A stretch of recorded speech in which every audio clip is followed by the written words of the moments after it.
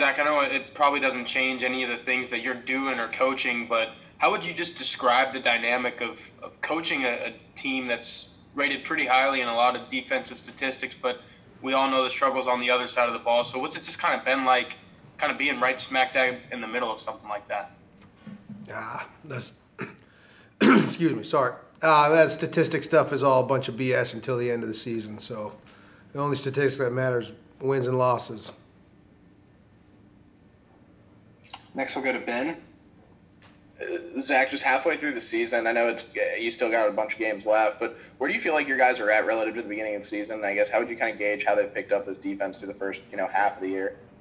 Oh, yeah, I mean, we're hopefully improving a little bit every week. You can add a little bit more in, or new blitz or coverage or something like that. So, yeah, they've done a nice job of adding to the package since the start of the season. But there's always certainly room for improvement.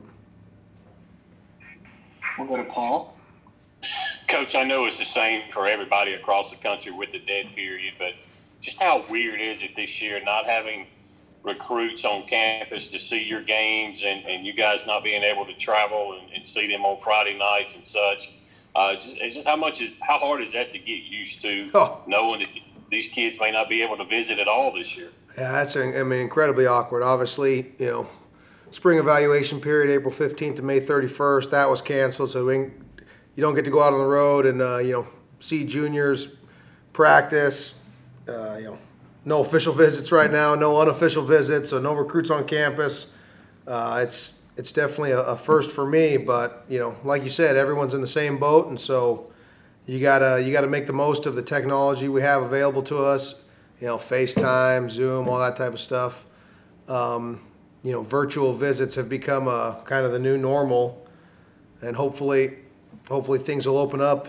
After the first of the year a little bit, but obviously, experts way above my knowledge base will make that decision. Go to Tyler.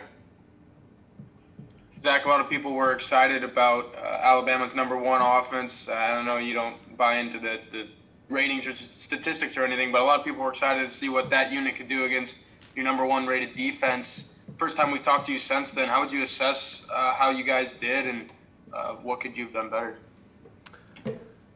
Yeah, well, I mean, you lose 41-0. Obviously, you didn't do too many things too good, so I think that probably speaks for itself. We'll go back to Paul.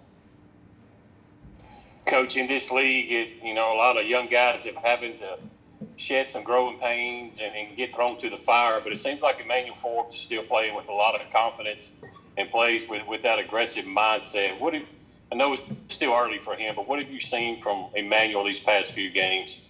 I couldn't be happier with how he's playing as a true freshman. To get thrown out there and play the number of snaps he's played so far through 5 games. He's had some freshman moments, obviously, but every single one of those he learns from them, and he's better for it. So he's going to be a really good player. He's not a really good player yet, but I got all the confidence in the world under Coach McBath's tutelage. He's going to be a really good player for us. Got time for one or two more, guys.